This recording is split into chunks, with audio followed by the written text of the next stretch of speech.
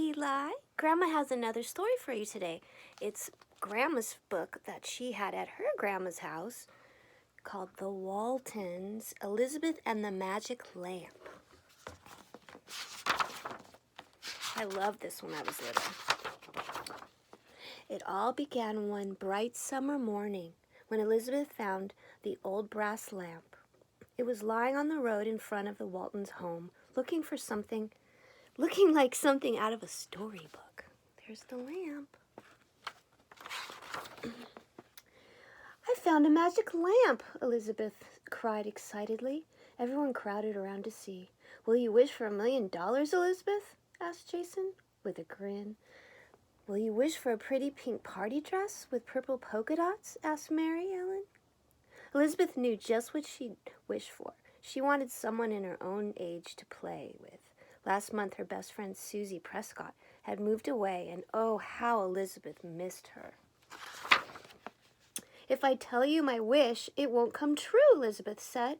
Then she closed her eyes and rubbed the lamp. She opened her eyes and quickly looked up and down the road. All she saw were 2 lazy chickadees snoozing in the sun. Elizabeth was so disappointed she could have cried. The lamp hasn't worked. There's the chickadees. John Boy took the lamp. Someone must have lost this, he said. We'd best leave it on the gatepost for the owner to find. Daddy agreed that it was the right thing to do.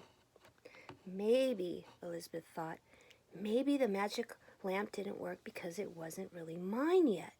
If no one comes for it, may I keep it? She asked eagerly. Daddy laughed.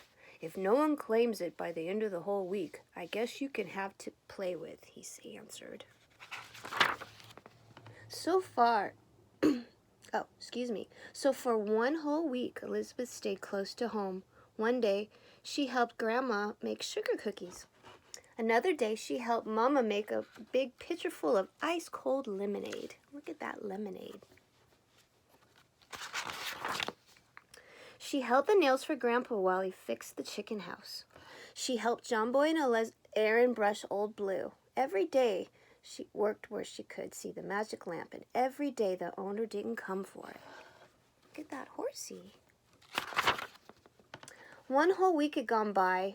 Daddy took it to the gatepost. Elizabeth's eyes sparkled when he put it into her hands. Is it mine, she asked. Is it really mine now?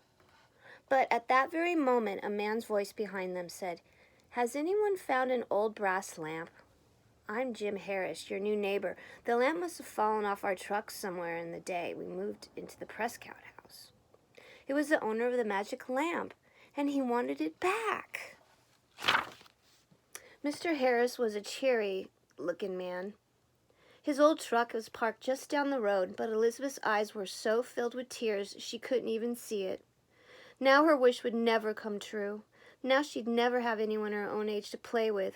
Here, she said shakily, I guess this is really yours. Elizabeth didn't see the proud look on Daddy's face when she gave Mr. Harris the lamp. She just turned around and ran into the house and hid in her own special hiding place.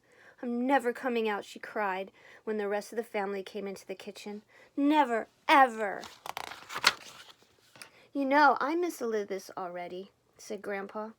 If I had $1 million, I'd give it all to her, said Jason. If I had a pretty pink dress with purple polka dots, she could have that too, said Mary Ellen. Who's going to help me with more sugar cookies, asked Grandma. Who's going to squeeze the lemons from my lemonade, asked Mama. And who's going to play with the new children at the Prescott house, asked John Boy. Elizabeth stuck her head out from under the tablecloth. What new children at the Prescott house? She demanded. Everyone laughed and Daddy said, Mr. Harris wants you to meet the rest of his family, honey. Then he called, Come on in, folks. When the kitchen door opened, there stood not just 1, but 2 little girls, just Elizabeth's size. Their names were Laura and Lana. We hope you'll come and play with us often, Elizabeth, they said shyly. Elizabeth was so happy she thought she would burst. I will, oh, I will, she promised. I wish so hard for someone my age to play with, and now you're here.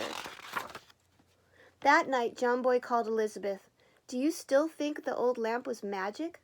Elizabeth didn't answer. She was wondering the same thing.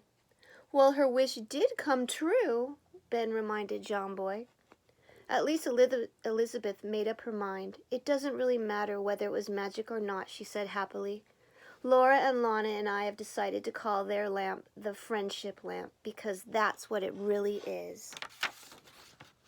Oh, isn't that a great story? Well, I love you. I hope you have a great day. Bye, Eli. Mwah!